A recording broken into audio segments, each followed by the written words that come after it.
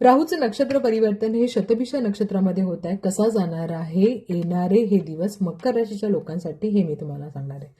मकर राशीच्या लोकांसाठी येणारे हे दिवस थोडे सावधगिरीने करायचे आहेत, कारण राहू हा दुसऱ्या घरामध्ये आहे.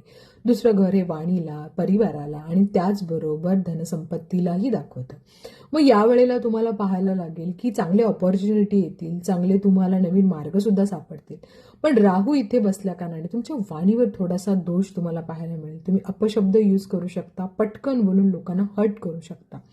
दुसरी गोष्ट, कुठलीही अपॉर्च्युनिटी आली तर तुम्ही ती फार सावधगिरीने कराल, कारण इथे बसलेला राहू तुम्हाला शॉर्टकट घ्यायला सांगतो. म्हणजे थोडक्यात वाईट मार्गाने सुद्धा काही जण पैसे कमवू शकतात. त्यामुळे वाईट मार्गाचा थोडासा विचार करून निर्णय घ्या, कारण या गोष्टी तुम्ही आता कराल.